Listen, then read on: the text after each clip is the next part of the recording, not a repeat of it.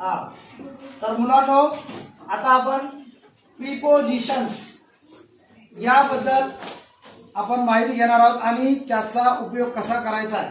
पहा आता आपण या ठिकाणी इन, ऑन आणि बिटवीन हे तीन प्रिपोजिशन्स कुठं आणि कधी केव्हा वापरायचे हे आपण आता पाहणार आहोत.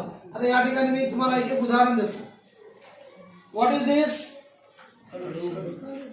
What is this? चॉक. बरोबर आहे. आता हा चॉक मी माझ्या हातावर ठेवलेला आहे. आता हा खडू कुठे आहे बघा.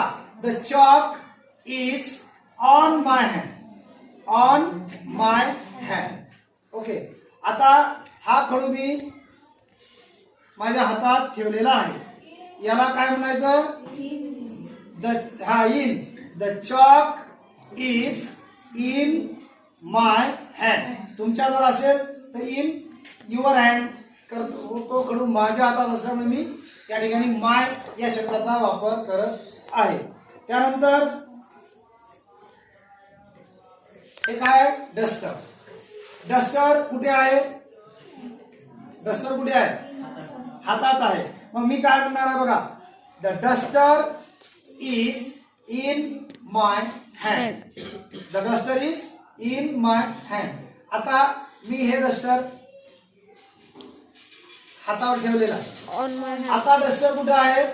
ऑन माय हातावर आहे. मग वाक्य काय होईल बघा. The duster is on my hand. समजलं? समजलं का? आता बघा ही काय आहे? पेन. पेन मी खिशात ठेवत आहे. आता पेन कुठे आहे? पेन कुठे आहे बघा. खिशात. मग काय म्हणायचंय? इन माय काय वाक्य होईल? The pen is in my pocket. The pen is in my pocket. आता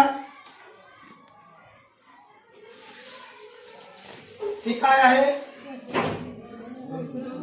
वही. हा नोटबुक. नोटबुक कुठं आहे? हातावर आहे. वाक्य काय होईल बघा. The notebook is the in my notebook is on my hand. आता ही पेन मी अजून या नोटबुकवर ठेवत आहे. आता मी प्रश्न विचारणार तुम्हाला. Where is pen?